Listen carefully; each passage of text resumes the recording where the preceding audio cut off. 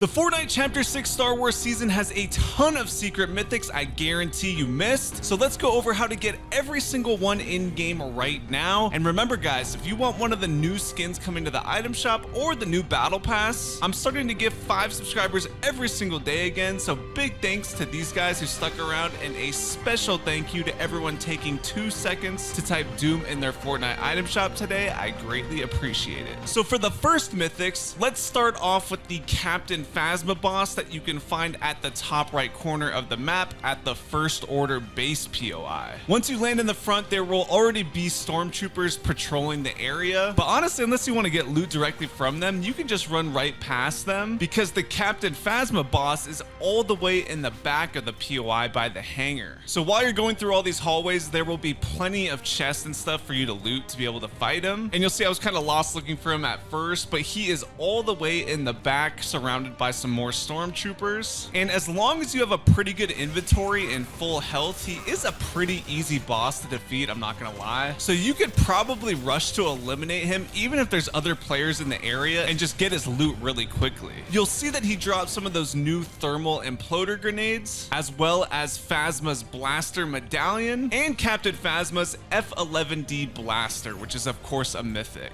And you can see once you pick up the medallion, it'll instantly tell you that your location area is exposed, which means you will show up on other people's mini maps. But then the medallion improves blaster weapons with reduced heat generation and faster cooldowns. So I made sure to test the reduced heat generation because that's what I was most interested in. And you guys will see when you have the medallion, you can shoot for about 5.5 seconds straight before having to get a cooldown. But if you don't have the medallion, you'll only be able to shoot for about 4.5 seconds. So it basically gives you like a 25% increase in the time you're able to shoot. And I didn't test it with every single weapon. So like I said, I would just assume that the medallion gives you an extra 25% time shooting no matter what the weapon is. And I actually did test this with just like the regular blue version as well. And it allows you to shoot the same exact amount of time as the mythic. So I'm guessing that the cooldown period in between is just faster, which I wish I would have tested now. But I was more concerned with how long you can actually fire the weapon before needing a cooldown, so I was kind of disappointed by that. But I guess that does make this medallion even more useful because it's really good with any rarity of weapon. And the mythic version does have a faster fire rate as well as doing more damage, so I guess it is still pretty solid and worth using. However, the real weapon that you're gonna want is the mythic enhanced A280 CFE blaster rifle.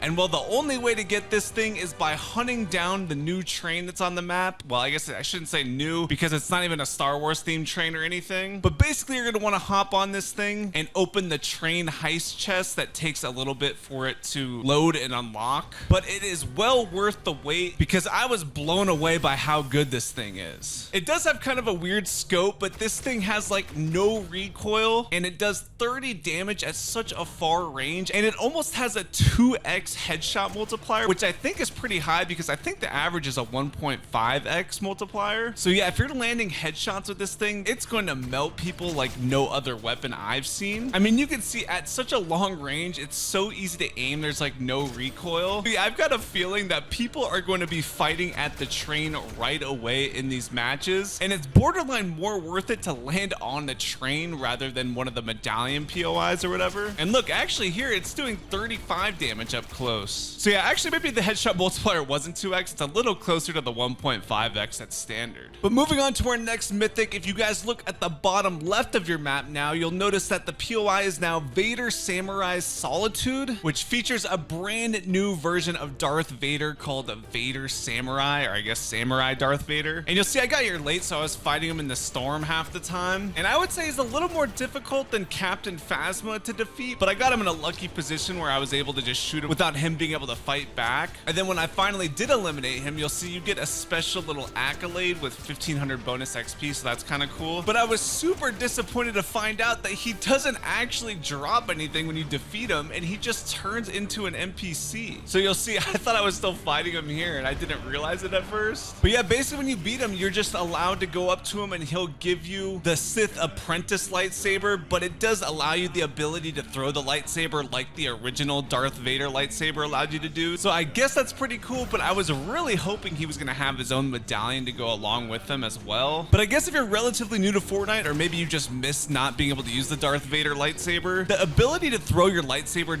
is really OP, so it is definitely worth using at least a few times to have fun with. And with this particular Star Wars update, there's basically two other types of lightsabers or force abilities that we're able to use. You have the blue Jedi icons and then the red Sith icons that'll show on your map, and then you can just go hunt them down to get a lightsaber for yourself. The blue Jedi icons will give you the ability to do the force throw, which basically will knock your opponents back. And honestly, I would probably say this is the worst one, or the least cool one, or at least the least fun one to use in my opinion. So if you're not going for Darth Vader or someone gets it before you, go for the other red Sith icons on your map. And with that Sith lightsaber, you'll get the brand new ability to use lightning from Emperor Palpatine. So we've never seen this ability in Fortnite before. This is the brand new one, so it is definitely worth using. The lightning seems pretty good. I wish I would have tested out the range a little bit more to see how far you can actually shoot the lightning, but it does seem pretty powerful overall, and you guys should definitely mess around with it and use it yourself. But moving on to our next mythics, this was the least expected boss I had for this season, because the Shogun X boss is back on that floating island that comes when the fourth circle opens. So you just gotta be on the lookout for where it spawns. As soon as the third storm circle closes or the fourth storm circle opens, you can see that on your map. And I don't know about you guys, but I think this might be the hardest boss in Fortnite history. I really cannot think of another one that even comes close. So yeah, if you're doing this as a solo, you're really gonna need some really good loot, a lot of heals, and a decent strategy, because this guy has so much health. He has so many different unique attacks. And at one point I was gonna die in the storm fighting him, so I literally had to exit the storm, heal up, and then build all the way back up to the islands while he's still in the storm, because for whatever reason, he's the only boss where the storm damage doesn't affect him either, so you actually have to go finish him off yourself. And well, thankfully he drops a chug jug when you eliminate him. I'm assuming that happens every time, so that'll give you the ability to get back to full health after defeating him. But now he actually drops a mythic enhanced DL44 blaster pistol, so it actually is a Star Wars weapon he's dropping. I don't know what his relation to Star Wars is, but he does drop that. And then he also drops the super shield medallion, which I'm pretty sure he dropped that before, or I'm pretty sure this medallion was from a previous season, I think, because as you'll see here, it basically spawns a shield bubble whenever you start healing, so I guess that's kind of useful. But definitely the thing we all want from this boss is the new mythic blaster pistol. And unfortunately for me, I didn't really get to test it on that many opponents, because obviously the game is almost over at this point. So you can see it does pretty good damage from this range. It did 41 damage at that range and then 85. So I don't know if it added it together or if that's a double bonus for a headshot, but if that's 85 for a headshot, that's actually insane. So this thing could be pretty good. And that would actually mean this is a 2x headshot multiplier, which I think it was, because even if I hit him, that would have added to 81, not 85. So yeah, I don't know. I think it does a 2x headshot multiplier. So if that is the case, then this thing is probably pretty good, and you guys should definitely go through the trouble of trying to defeat Shogun X to get it. And next up, guys, we actually have an in-game teaser of the upcoming General Grievous boss that will be having his 4 lightsabers as a mythic too. So if you go to your map and then go to the characters tab, you can find his NPC location here to make it easier for you guys to go up to him. And you'll see when you talk to him, he has a prompt that specifically says a lightsaber collection, and then an empty spot right now that just says requires higher community alignment. So if you ask about the lightsaber collection, he says, I intend to add to my collection during my stay. Any contributions would be justly rewarded. So basically when the skin actually unlocks on May 15th, that's when we'll be able to actually use his lightsabers and fight him as a boss.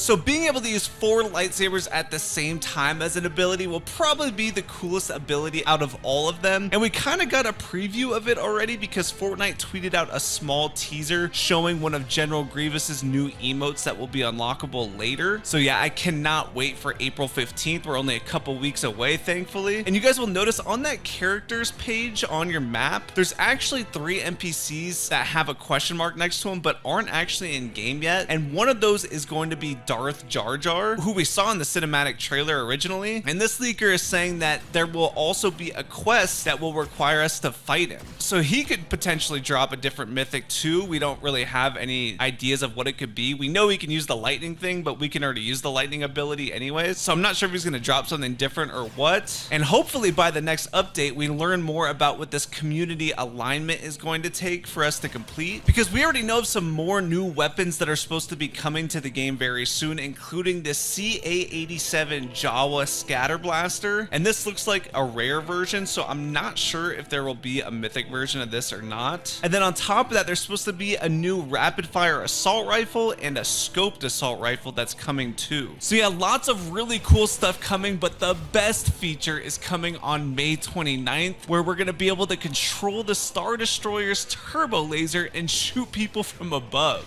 Hypex says there's going to be one portal to the control room that spawns every match. So yeah, that's going to be super crazy. I cannot wait to see what that looks like. But yeah, guys, it looks like we have an awesome season ahead of us. And if you want to use the lightsabers in creative early before they're actually in most people's maps, check out this map code here and you can use some cool stuff. So yeah, guys, drop a like if you enjoyed, and I'll see you in the next one.